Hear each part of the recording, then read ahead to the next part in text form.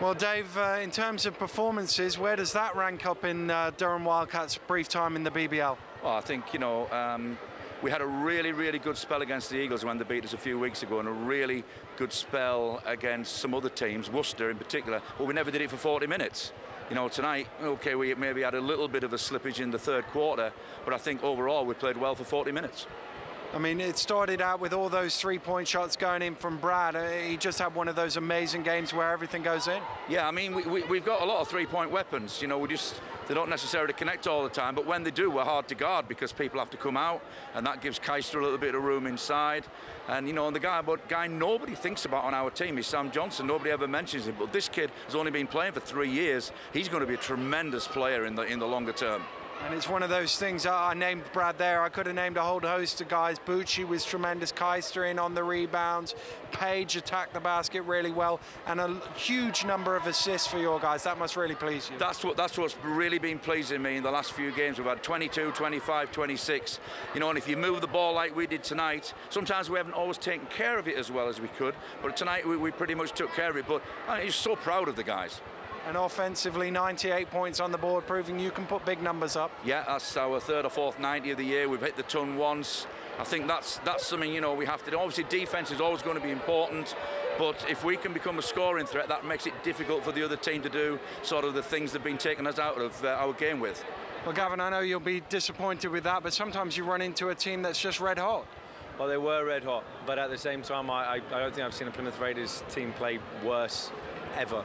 But the Durham Wildcats were fantastic. I mean, they were great. They were well prepared. They executed their game plan. They shot the absolute lights out. My goodness, they did a fantastic job. But I'm very disappointed with my players tonight. I mean, it's the first time I'll ever say that my players just didn't bring it. They weren't ready, mentally focused to go. You can see that from the tip-off, to be completely honest with you. We didn't execute at all. Our defense was just horrible. But give all credit to the Durham Wildcats. Wow, they were hot as a pistol, yeah. Yeah, where did you think it went wrong? You guys, first couple of minutes started out really hot, started well, and then they just came back in. We just got guys that relaxed. It took we started really well, and then guys started doing uncatcher's thing, dribbling the ball too much. I mean, our hard head, defending the pick and roll was a joke. We've been great at that all season. A lack of energy, a lack of enthusiasm, and it's a complete turnaround from last week. I was exceptionally happy with our performance last week, and to come here and play like that in front of the crowd, in front of the cameras, was quite frankly annoying to say the least. I'm very disappointed in my players' attitudes this evening, and it's been fantastic for the last month or so. Yeah, we had a few new guys back. Did that hurt us? Maybe upset the chemistry a little bit, and it's one of those things, unfortunately, very disappointing, but congratulations to Wildcats, they did a great job.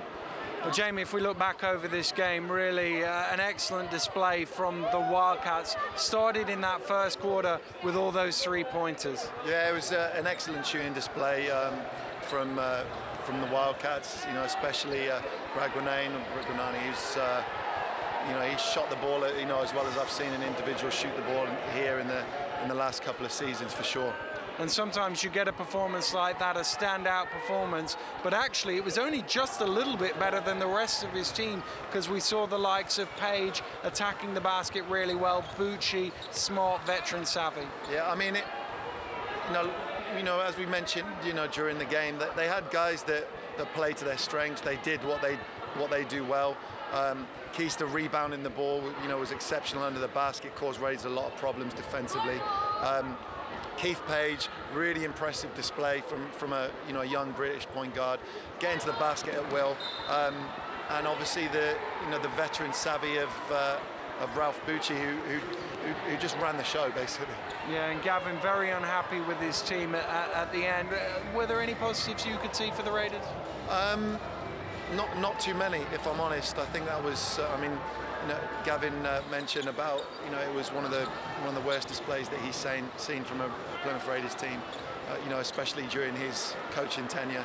I think that, the fact that, the Raiders have now got guys back. It was great seeing Mike Ojo being out there after, what was a pretty serious injury. So that's obviously a positive you can take. But like I said, it's back to the drawing board, and only a couple of 48 hours to wait until they get a chance to redeem themselves. Yeah, they'll definitely want to get back out on the court and get this one out of the way. But tonight has been all about the Durham Wildcats. Well, we've seen the action here in Plymouth. Let's take a look at what happened when the Worcester Wolves hosted the Surrey Heat on Friday night. Worcester Wolves looking to keep the pressure on the top four against the Heat side, hoping to bounce back from double disappointment last weekend. Home side off to a great start with Carlos Fernandez and Stana City helping them into a 15-4 lead. Sam Cricelli kept the Heat in touch with 9 first quarter points, and it was a 6-point game going into the second.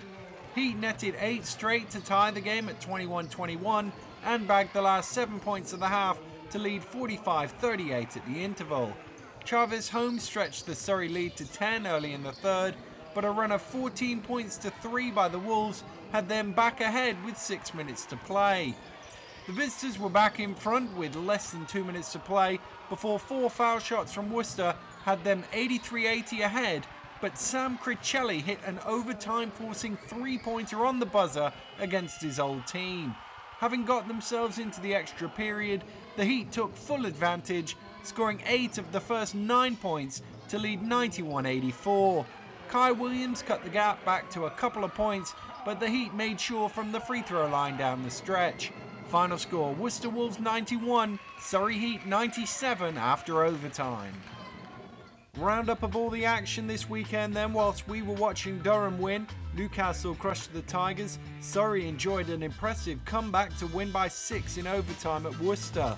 More overtime excitement in Sheffield, this time in the BBL Trophy, as the Sharks hit the last 6 points of regulation to force the extra period and claimed another semi-final berth with an 84-81 success.